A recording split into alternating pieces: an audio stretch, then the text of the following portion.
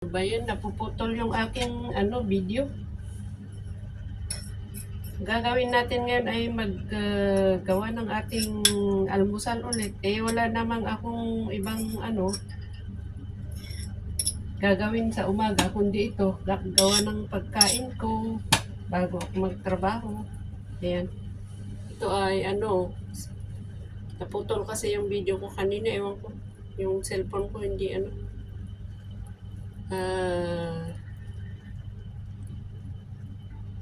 bang tawag dito? Fish fillet.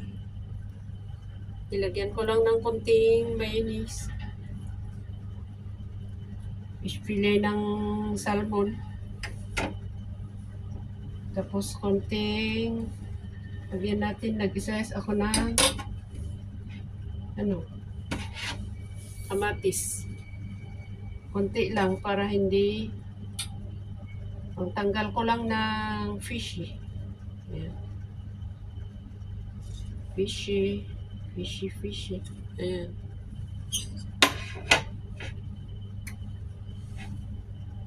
At pag nagbi-video tayo, ang bilis ng minutes. Kapag hindi naman ang baga, tapos ang minutes, ayan.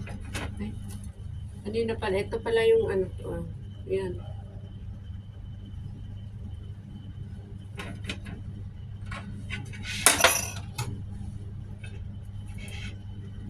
Gawin natin medyo mas maganda naman, mas maganda tingnan sa mata. Ayan.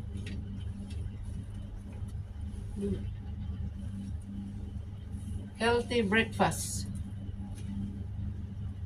Ayan. Pero ayaw ko yung ganyan. Gusto ko yung manipis. Hawakan ng manipis. Ay, nasabi ko ba kanina, yung fish fillet, nilagyan ko ng konting mayonnaise.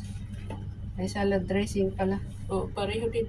Tapos, nagbaon ako ng barako dito sa bahay ni Bossing. Kaya ito, niluto ko dito. Tapos, lagyan ko. Gusto kong mag-asukal ng konti lang. Yan.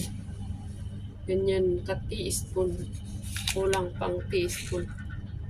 Tapos isang coffee mate na maliit. Ayan. Gusto ko kasang unahin ilagay dito bago yung kape. Yun ang style ko.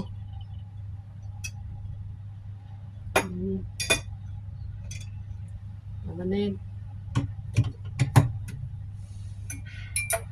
Parang matapang kasi kaya dagdagan ko ng konting tubig.